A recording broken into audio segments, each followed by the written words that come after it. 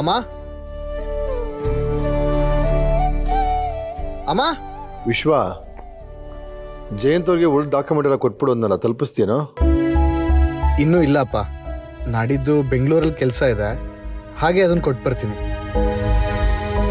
ಅವ್ರದ್ದು smart ಸಿಟಿದು blue print ಎಲ್ಲ ಬಂದಿದೆ, ಅವ್ರ ಕೆಲಸ ಶುರು ಆಗ್ತಿದೆ. ನಮ್ಮಿಂದ ಅವ್ರು ತೊಂದರೆ ಆಗಬಾರ್ದು. ತೊಗೊಂಡೋಗಿ ಮೊದಲು ಕೊಟ್ಬಿಡು. ಸರಿಯಪ್ಪ. ನಾನು ಅವ್ರು ಫೋನ್ ಮಾಡಿ ಹೇಳ್ತೀನಿ, ಇವತ್ತೇ ಹೋಗು. ಮನೇಲಿ ಕಾಯ್ತಾ ಇರ್ತಾರೆ, ಹೋಗು. ಇವತ್ತಾ? ಯಾಕೋ ಇವತ್ತ ಅಂತ ಗಾಬರಿಯಿಂದ ಕೇಳ್ತಿದ್ಯಲ್ಲ? ಮಾವ ಹೇಳಿದ್ಮೇಲೆ ಇವತ್ತೇ ಹೋಗ್ಬೇಕು. ಅಪ್ಪ ಅದು ಇದು ಎಲ್ಲ ಏನೂ ಇಲ್ಲ. ನಿಮ್ಗೆ ಏನಾರ ಕೆಲಸ ಹೇಳಿದ್ರೆ ರಾಗ ಹಿಡಿಯಕ್ಕೆ ಶುರು ಮಾಡ್ತೀಯ. ನೀನು ಈಗ ಹೋಗಿ ಕೊಟ್ಬರ್ತೀಯ ಅಷ್ಟೇ. ನೀನು ಬರ್ತಿದ್ಯಾ ಅಂತ ಅವ್ರು ಫೋನ್ ಮಾಡಿ ಹೇಳ್ತೀನಿ, ನೀನು ಹೊರಡು. ನನ್ನ ಫೋನ್ ಅದೆಲ್ಲ ಏನು ಬೇಡ, ನಾನೇ ಹೋಗಿ ಕೊಟ್ಟು ಬರ್ತೀನಿ. ಯಾಕೋ ವಿಶ್ವ, ಯಾವಾಗ ಅವ್ರ ಮನೆಗೆ ಹೋಗು ಅಂದ್ರು ಸಪ್ಪಗಾಗ್ಬಿಡ್ತೀಯಲ್ಲ? ಅವ್ರು ಎಷ್ಟು ಒಳ್ಳೆ ಜನ ಗೊತ್ತಾ? ಗಂಡ ಹೆಂಡತಿ ಎಷ್ಟು ಅನ್ಯೋನ್ಯವಾಗಿದ್ದಾರೆ. ನೀನು ಅವ್ರ ಮನೆಗೆ ಹೋದಾಗ ಇಬ್ಬರ ಜೊತೆ ನಗ್ನಗ್ತಾ ಮಾತಾಡ್ಕೊಂಬಾ, ಆಯ್ತಾ? ನಾನು ಜಾನುವಿಂದ ದೂರ ಇರೋ ಪ್ರಯತ್ನ ಮಾಡ್ತಿದ್ರೆ ನೀವು ಮತ್ತೆ ಮತ್ತೆ ಅಲ್ಲಿಗೆ ಕಳಿಸ್ತಿದ್ದೀರಾ. ಈಗ ನಾನು ಅಲ್ಲಿ ಹೋಗಿ ಅವಳನ್ನ ಹೇಗೆ ಫೇಸ್ ಮಾಡಲಿ? ಅತ್ತೆ, ನೀವು ಕೇಳಿರೋ ಪ್ರಶ್ನೆಗೆ ಇವನು ಉತ್ತರ ಕೊಡಲ್ಲ ಅನ್ಸುತ್ತೆ. ಮಾವ, ನೀವೊಂದು ಕೆಲಸ ಮಾಡಿ, ಅವ್ರ ಅಡ್ರೆಸ್ ನನಗೆ ಕೊಡಿ, ನಾನು ಡ್ರೈವರ್ ಜೊತೆ ಹೋಗಿ ಕೊಟ್ಟು ಬರ್ತೀನಿ. ಅದೆಲ್ಲ ಏನು ಬೇಡ, ನಾನೇ ಹೋಗಿ ಕೊಟ್ಟು ಬರ್ತೀನಿ. ನೋಡು ಅವಳು ಉತ್ಸಾಹನ ನೋಡಿ ಕಲ್ತ್ಕೊಳ್ಳೋ. ಏನೋ ಆಗಿದೆ ನಿನ್ಗೆ? ಅಪ್ಪ ಅದೆಲ್ಲ ಏನು ಬೇಡಪ್ಪ, ನಾನೇ ಹೋಗಿ ಕೊಟ್ಟು ಬರ್ತೀನಿ. ಹಾಗಾದ್ರೆ ನಾನು ಬರ್ತೀನಿ. ನೀನು ಯಾಕೆ ಬರ್ತೀಯಾ? ನಾನೊಬ್ಬನೇ ಹೋಗಿ ಬರ್ತೀನಿ. ಏನೋ ನನ್ನ ಹುಡ್ಕೊಂಡು ಹೋಗೋ ಥರ ಹೇಳ್ತಿದ್ಯಲ್ಲ, ಕಾರಲ್ಲಿ ತಾನು ಹೋಗ್ತೀಯಾ? ಏನಾಗೋಗುತ್ತೆ? ನಾನು ನಿನ್ನ ಜೊತೆ ಬರ್ತಿದ್ ಕಣೋ. ನಿನಗೊಂದ್ಸಲ ಹೇಳಿದ್ರೆ ಅರ್ಥ ಆಗಲ್ವಾ? ಇದರ ಅರ್ಥ ಆಗೋದು ಏನಿದೆಯೋ? ನೀನು ಡ್ರೈವ್ ಮಾಡ್ತೀಯ, ನಾನು ಪಕ್ಕದಲ್ಲಿ ಕೂತಿರ್ತೀನಿ. ನಾನು ನಿನ್ನ ಪಕ್ಕದಲ್ಲಿ ಕೂತಿದ್ರೆ ನೀನು ಡ್ರೈವ್ ಮಾಡೋದಕ್ಕೆ ಏನೋ ಜೋಶ್ ಬರುತ್ತೆ. ಈಡು ಜೋಡು ಸರಿಯಾಗಿದೆ.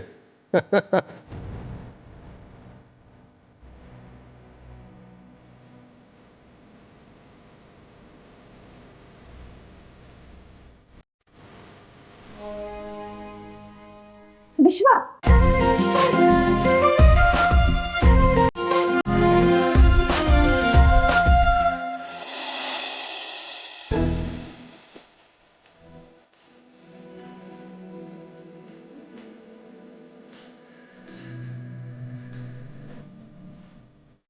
ಅಯ್ಯೋ, ಏನ್ ಲಕ್ಷ್ಮಿ? ಕೂತ್ಕೊಳ್ಳಿ. ಏನಿದೆಲ್ಲ? ಕೂತ್ಕೊಳ್ಳಿ, ಹೇಳ್ತೀನಿ. ಇವತ್ತು ಭೀಮ್ನ ಅಮಾವಾಸ್ಯೆ, ಅದಕ್ಕೆ ನಿಮ್ ಪಾದ ಪೂಜೆ ಮಾಡ್ಬೇಕು. ಅಯ್ಯಯ್ಯೋ ಬೇಡಪ್ಪ, ನೀನ್ ಕಾಲ್ ಮುಟ್ಟಿ ಪಾದ ತೊಳೆಯೋದು ಇದೆಲ್ಲ ನನಗೆ ಇಷ್ಟ ಆಗಲ್ಲ, ತುಂಬಾ ಕಷ್ಟ ಆಗುತ್ತೆ. ಬೇಡ ಬೇಡ ರೀ, ಹಾಗೆ ಹೇಳಿದ್ರೆ ಹೇಗ್ರಿ? ಸಾಕ್ಷಾತ್ ಲಕ್ಷ್ಮೀ ದೇವಿನೇ ನಾರಾಯಣ ಸ್ವಾಮಿ ಕಾಲು ಒತ್ತುತ್ತಾಳೆ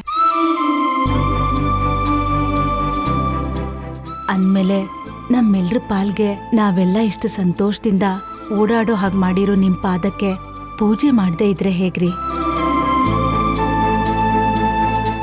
ಮಾವ, ನೀವು ಪಾದ ಪೂಜೆ ಮಾಡಿಸ್ಕೊಂಡ್ರೇನೆ ನಿಮ್ಮಿಬ್ರು ಮಕ್ಕಳು ನಮ್ಮಿಂದ ಪಾದ ಪೂಜೆ ಮಾಡಿಸ್ಕೊಳ್ಳೋದು, ಇಲ್ಲ ಅನ್ಬೇಡಿ. ಅಯ್ಯೋ ಬೇಗ, ಟೈಮ್ ವೇಸ್ಟ್ ಆಗ್ತಿದೆ, ಪೂಜೆ ಮಾಡಿ ಮುಗಿಸಿ. ನನಗೆ ಆಫೀಸಿಗೆ ಲೇಟ್ ಆಗ್ತಿದೆ, ಒಂದು ದಿವಸ ಪೇಮೆಂಟ್ ಕಟ್ ಆಗ್ಬಿಡುತ್ತೆ ಅಷ್ಟೇ.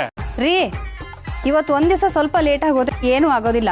ಅಲ್ಲಿ ನಿಮ್ಮ ಬಾಸ್ ಕೂಡ ಅವ್ರ ಹೆಂಡತಿ ಹತ್ರ ಪಾದ ಪೂಜೆ ಮಾಡಿಸ್ಕೊಂಡೇ ಬರೋದು, ಸ್ವಲ್ಪ ಇರಿ. ಅತ್ತೆ, ಈಗ ಕಾಲು ತೊಳಿಲೇಬೇಕಾ? ಹಾಗೆ ನಮಸ್ಕಾರ ಮಾಡಿದ್ರೆ ಆಗತ್ತಲ್ವಾ? ನನಗಿದೆಲ್ಲ ಅಭ್ಯಾಸನೇ ಇಲ್ಲ. ಅಭ್ಯಾಸ ಇಲ್ದೇ ಇದ್ರೆ ಅಭ್ಯಾಸ ಮಾಡ್ಕೋಬೇಕು ಸಿಂಚನ. ಈ ರೀತಿ ಪಾದ ತೊಳೆದು ಪೂಜೆ ಮಾಡಿ ಆಶೀರ್ವಾದ ತಗೊಳ್ಳೋದ್ರಿಂದ ನಮ್ಮ ಮುತ್ತೈದೆತನ ಗಟ್ಟಿಯಾಗತ್ತೆ, ಇವ್ರಿಗೆ ಆಯಸ್ ಹೆಚ್ಚಾಗತ್ತೆ. ಹಿರಿಯರು ಯಾವ ಕಾರಣನೂ ಇಲ್ಲದೆ ಯಾವ ಸಂಪ್ರದಾಯನೂ ಮಾಡಲ್ಲಮ್ಮ. ನಮ್ಗೊಳ್ಳೇದಾಗ್ಲಿ ಅಂತ ಮಾಡಿರೋ ಈ ಸಂಪ್ರದಾಯನ ಯಾಕೆ ಮಾಡಬಾರ್ದು ಹೇಳು? ಆಯ್ತು, ಶುರು ಮಾಡೋಣವಾ? ನಂಗೂ ಆಫೀಸಿಗೆ ಟೈಮ್ ಆಗ್ತಿದೆ. ಬೇಗ ಬೇಗ.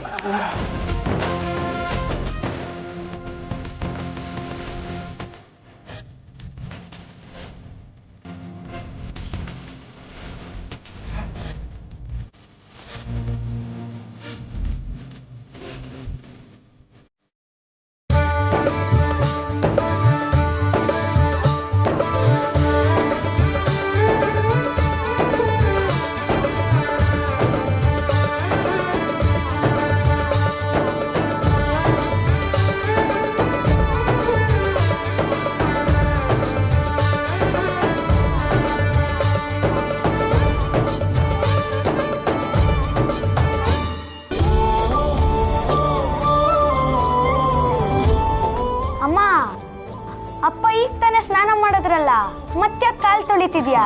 ಇವತ್ತು ಭೀಮ್ನ ಅಮಾವಾಸ್ಯೆ ಕಣೋ. ಹೀಗೆ ಗಂಡನ ಪಾದನ ತೊಳೆದು ಅವರಿಂದ ಆಶೀರ್ವಾದ ತಗೋಬೇಕು. ಕಾಲ್ ತೊಳ್ದೆ ಪೂಜೆ ಮಾಡ್ಬೇಕಾ? ಕೈ ತೊಳ್ದು ಪೂಜೆ ಮಾಡಕ್ಕಾಗಲ್ವಾ?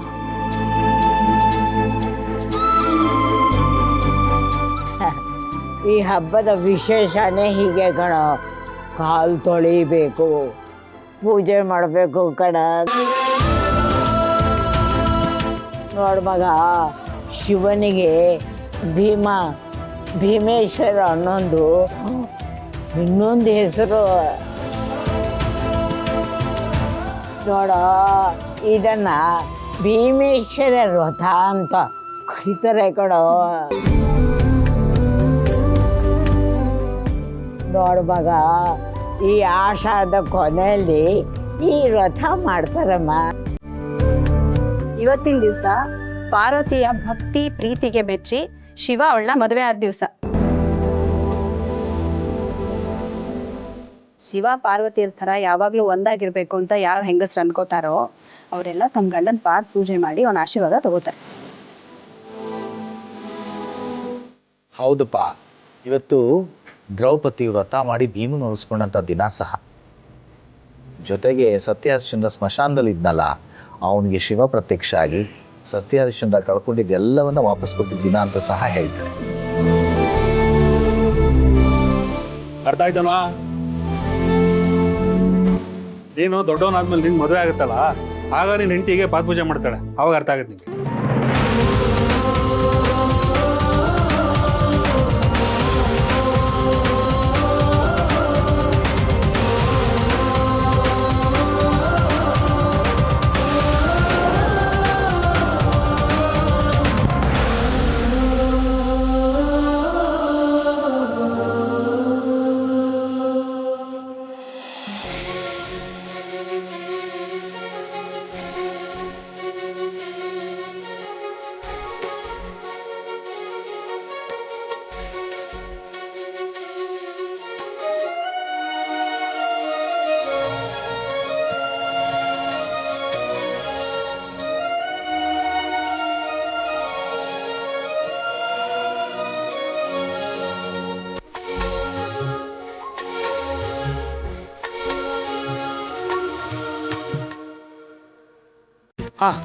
ಸರಿ ನಾನು ನೋಡ್ತೀನಿ. ಹೇಳಾಯ್ತು.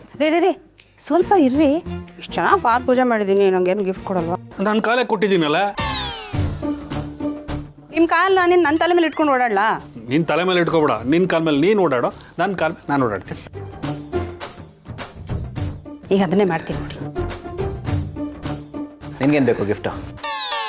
ನನಗೇನು ಗಿಫ್ಟ್ ಬೇಡ. ಅಂಗಡಿಗೆ ಮಾಡಿಕೊಂಡ್ರು ಅಂತ ಸಾಲ ಲೋನೆಲ್ಲ ತೀರಿಸಿ, ಅದೇ ನನಗೆ ನೀನು ಕೊಡುವಂಥ ದೊಡ್ಡ ಗಿಫ್ಟ್. ಸರಿಯಾಗಿ ಹೇಳ್ದೆ ಸಿಂಚನ. ಸಾಲ ಅನ್ನೋದು ನಮ್ಮನ್ನ ಶೂಲದ ಥರ ಚುಚ್ತಾ ಇರುತ್ತೆ. ಅದರಿಂದ ಬೇಗ ಹೊರಗೆ ಬಂದ್ರೆ ನಮ್ಮ ಜೀವನ ಸಂತೋಷವಾಗಿರುತ್ತೆ. ಸರಿ, ನಂಗೆ ಟೈಮ್ ಆಯ್ತು, ನಾನು ನೋಡ್ತೀನಿ.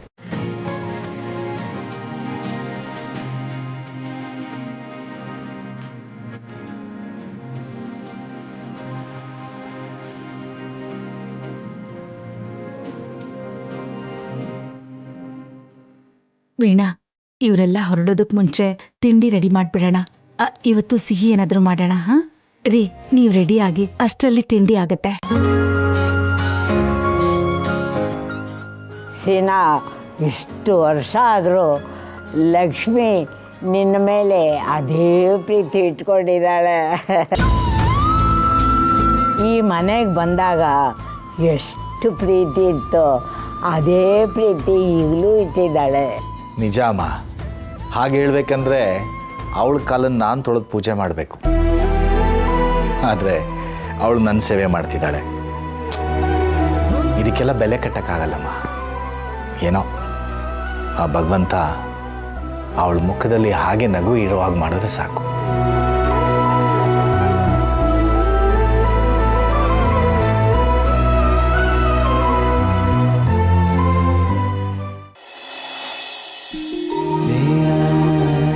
ಇವತ್ತು ಎಂಥ ವಿಶೇಷವಾದ ದಿನ. ಹೆಂಡತಿ ಗಂಡನ ಪೂಜೆ ಮಾಡಿದ್ರೆ ಒಳ್ಳೇದಾಗುತ್ತೆ ಅಂತ ಹೇಳಿದ್ರು. ಈಗ ನನ್ನ ಮದುವೆ ಆಗದೆ, ಆದರೂ ಪೂಜೆ ಮಾಡಿಸ್ಕೊಳಕ್ಕಾಗೋದಿಲ್ವೇ?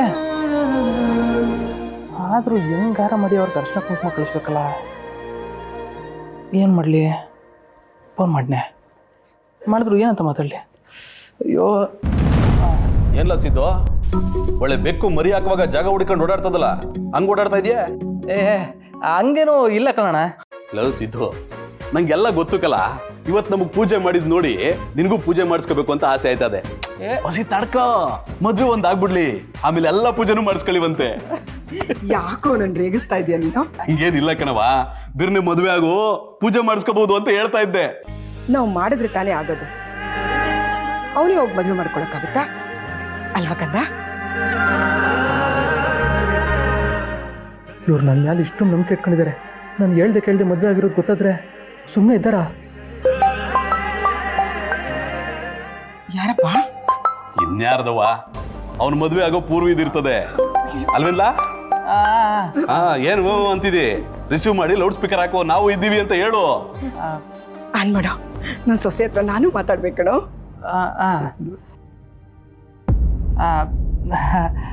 ಹೇಳಿ ಪೂರ್ವಿ ಅವರೇ. ಒಂದು ನಿಮಿಷ. ನಮ್ಮ ಅಣ್ಣನೂ ಇದ್ದಾರೆ, ನಮ್ಮ ಅಬ್ಬನೂ ಇದ್ದಾರೆ. ಫೋನು ಸ್ಪೀಕರಲ್ಲಿದೆ, ಮಾತಾಡಿ. ಅತ್ತೆ ಚೆನ್ನಾಗಿದ್ದೀರಾ? ಬಾಬಾ ಹೇಗಿದ್ದೀರಾ? ನಾವು ಚೆನ್ನಾಗಿದ್ದೀವಮ್ಮ. ಸಿದ್ದು ಅವರೇ, ಇವತ್ ಏನ್ ವಿಶೇಷ ಅಂತ ಗೊತ್ತಿದ್ಯಾ? ಗೊತ್ತು, ಭೀಮವಾಸೆ. ಪರವಾಗಿಲ್ವೇ, ತಿಳ್ಕೊಂಡ್ ಬಿಟ್ಟಿದ್ದೀರಾ? ಅವನೆಲ್ಲಿ ತಿಳ್ಕೊಂಡವನವ, ನಾವ್ ಹೇಳಿದೀವಿ. ಇವತ್ತು ನಮ್ಮ ಮನೆಯಲ್ಲಿ ಅಮ್ಮ ಅಪ್ಪಂಗೆ ಪಾತ್ ಪೂಜೆ ಮಾಡಿ ಆಶೀರ್ವಾದ ತಗೊಂಡ್ರು. ನನಗೂ ನಿಮ್ಮ ಆಶೀರ್ವಾದ ತಗೋಬೇಕು ಅನ್ನಿಸ್ತಿದೆ. ಮನೆಗೆ ಬರ್ಲಾ? ಹಾಗೆಲ್ಲ ಮದ್ವೆಗೆ ಮುಂಚೆನೆ ಆಶೀರ್ವಾದ ತಗೋಬಾರ್ದು. ಅವನ ಕೈಲಿ ತಾಲಿ ಕಟ್ಟಿಸ್ಕೊಂಡು ಅವನ್ಗೆ ಹೆಂಡತಿ ಆದ್ಮೇಲೆ ಪೂಜೆ ಮಾಡಿದ್ರೆ ಅದಕ್ಕೊಂದು ಫಲ ಸಿಗುತ್ತೆ. ಇನ್ನೇನು ಸ್ವಲ್ಪ ದಿನದಲ್ಲೇ ನಿಮ್ ಮದ್ವೆ ಆಗುತ್ತಲ್ಲ, ಅವಾಗ ಒಂದು ಪಾದ ಪೂಜೆ ಮಾಡುವಂತೆ. ಈಗ ಅವನ್ಗೆ ಒಳ್ಳೇದಾಗ್ಲಿ ಅಂತ ದೇವ್ರ ಹತ್ರ ಪೂಜೆ ಮಾಡು. ಓ ಹೌದಾ ಆಂಟಿ, ನನಗೆ ಗೊತ್ತಿರ್ಲಿಲ್ಲ. ಸರಿ, ಇವಾಗ ಅವ್ರ ಹೆಸರಲ್ಲಿ ದೇವ್ರಿಗೆ ಪೂಜೆ ಮಾಡ್ತೀನಿ. ಮದ್ವೆ ಆದ್ಮೇಲೆ ಅವ್ರ ಪಾದ ಪೂಜೆ ಮಾಡಿ ಅವ್ರ ಹತ್ರನೇ ಆಶೀರ್ವಾದ ತಗೋತೀನಿ. ಸರಿ ಅಮ್ಮ. ಬಾಯ್.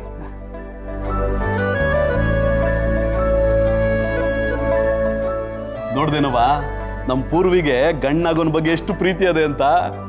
ನಿಜ ಕಣ, ಇವರಿಬ್ರು ಜೋಡಿ ನೋಡ್ತಾ ಇದ್ರೆ ನನಗೆ ತುಂಬಾ ಖುಷಿ ಆಗ್ತಾ ಇದೆ.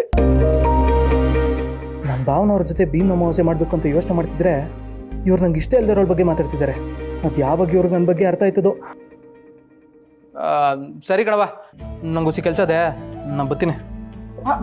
ಸಿದ್ದು, ನೋಡ್ದೇನವಾ, ಪೂರ್ವಿ ಜೊತೆ ಮಾತಾಡ್ತಿದ್ದಂಗೆ ಅವಳನ್ನ ನೋಡ್ಬೇಕು ಅಂತ ಎಷ್ಟು ಅವಸರದಲ್ಲಿ ಹೊಂಟದ ಅಂತ. ಕಳ್ಳ ಇವನು, ನಮ್ಮ ಮುಂದೆ ಏನು ಗೊತ್ತಿಲ್ಲಂಗಿರ್ತಾನೆ, ಒಳ್ಳೊಳಗೆ ಅವಳನ್ನ ಎಷ್ಟು ಇಷ್ಟಪಡ್ತಾನೆ ಅಂತ ಇದನ್ನ ನೋಡಿದ್ರೆ ಗೊತ್ತಾಯ್ತದೆ. ಆದಷ್ಟು ಬೇಗ ಇವರಿಬ್ರಿಗೂ ಮದುವೆ ಮಾಡ್ಬಿಡ್ಬೇಕು ಮಗನೇ.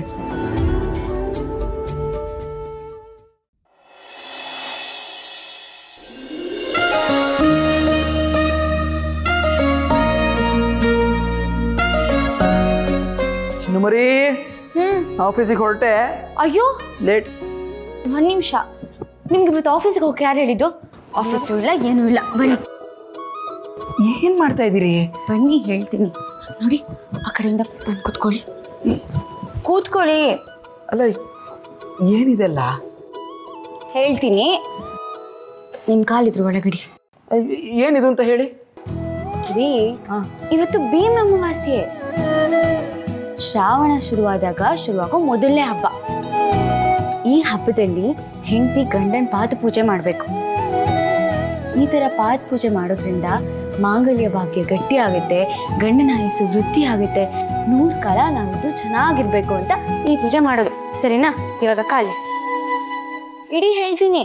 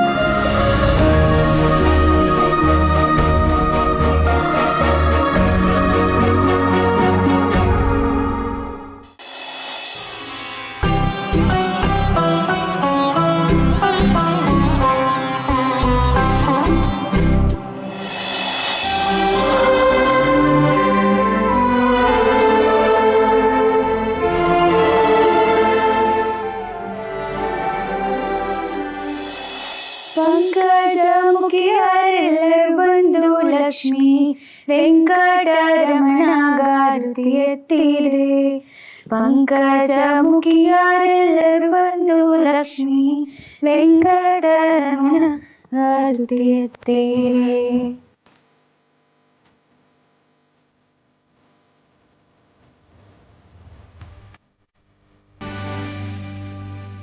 ಕಟ್.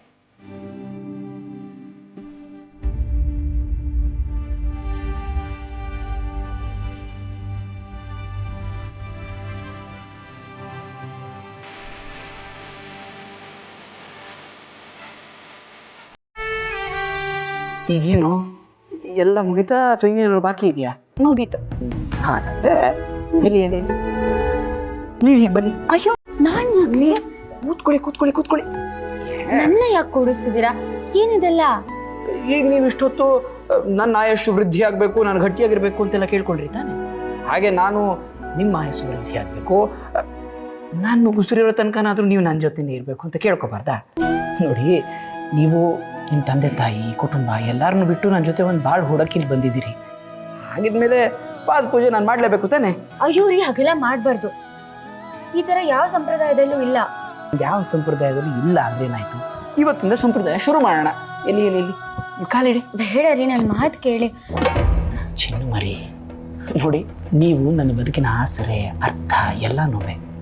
ನನ್ನ ಹೃದಯದ ಬಡಿತದಲ್ಲಿ, ಪ್ರತಿ ಬಡಿತದಲ್ಲೂ ನಿಮ್ಮ ಹೆಸರೇ ಇದೆ. ಹಾಗಿದ್ಮೇಲೆ ಇಷ್ಟು ಮಾಡದೇ ಇದ್ರೆ ಏನು?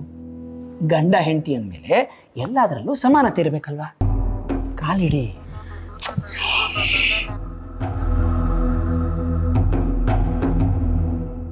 ಒಂಟಿಯಾಗಿದ್ದ ನನ್ನ ಬಾಳಿಗೆ ಜೊತೆಯಾದವ್ರು ನೀವು, ನನ್ನ ಕನಸುಗಳಿಗೆ ಕಣ್ಣಾದವ್ರು ನೀವು, ನನ್ನ ಎಲ್ಲ ಗೆಲುವಿಗೆ ಸ್ಫೂರ್ತಿಯಾಗಿದ್ದು ನೀವು.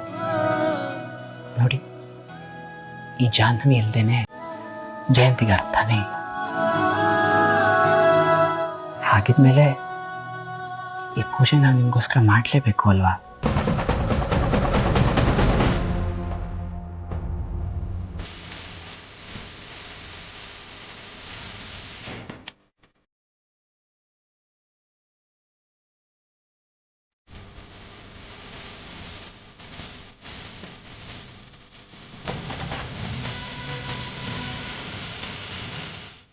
ಏನಿದು ಖುಷಿಯಾಗಿರೋ ಸಮಯದಲ್ಲೂ ಈಗ ಕಣ್ಣೀರು ಹಾಕ್ತಿದ್ರೆ ಹೇಗೆ?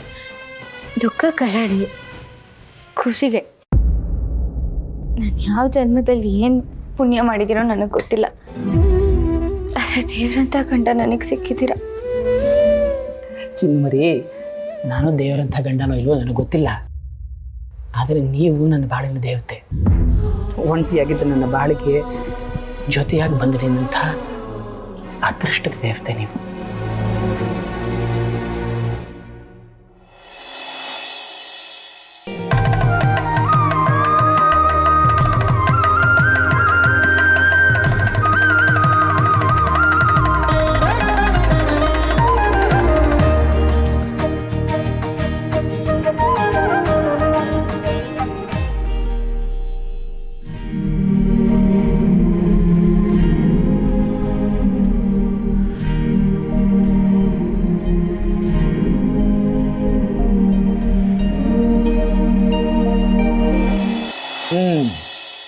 ಸರಿ, ನೀವೀಗ ಕೂತೀರಿ, ನಾನು ಹೋಗಿ ಟಕ್ ಅಂತ ನಿಮ್ಗೆ ಏನೇನು ಬೇಕೋ ಎಲ್ಲ ಅಡುಗೆ ಮಾಡ್ತೀನಿ. ನೋವೇ, ಇವತ್ತು ನೀವು ಕೂತಿರ್ಬೇಕು, ನಾನು ಎಲ್ಲ ಅಡುಗೆನೋ ಹಿಂಗೆ ರೆಡಿ ಮಾಡ್ಕೊಂಬರ್ತೀನಿ. ಏನಿಲ್ಲ, ನಾನೇ ಮಾಡಬೇಕು, ನೀವು ಇದಕ್ಕೂ ಬೇಡ ಅಂತೆಲ್ಲ ಹೇಳೋ ಹಾಗಿಲ್ಲ. ಚಿನ್ನು ಮರಿ, ಇವಾಗ ನಿಮ್ಮ ಕೈಲಿ ನಾನು ಕಂಕಣ ಕಟ್ಟಿಸ್ಕೊಂಡೆ ತಾನೆ, ಪೂಜೆ ಬೇರೆ ಮಾಡಿಸ್ಕೊಂಡಿದ್ದೀನಿ ಅಂದರೆ ನಾನು ರಿಟರ್ನ್ ಗಿಫ್ಟ್ ಏನಾದ್ರು ಕೊಡಲೇಬೇಕು. ಇದೇ ರಿಟರ್ನ್ ಗಿಫ್ಟ್. ನೀವು ಇಲ್ಲೇ ಕೂತ್ಕೊಂಡು ಏನು ಬೇಕು ಅದನ್ನ ಆರ್ಡ್ರ್ ಮಾಡಬೇಕು, ನಾನು ಬೇಗ ಮಾಡ್ಕೊಂಬರ್ತೀನಿ. ಏನು ಆರ್ಡ್ರು? ಬೇಗ ಹೇಳಿ, ಏನು ಬೇಕು?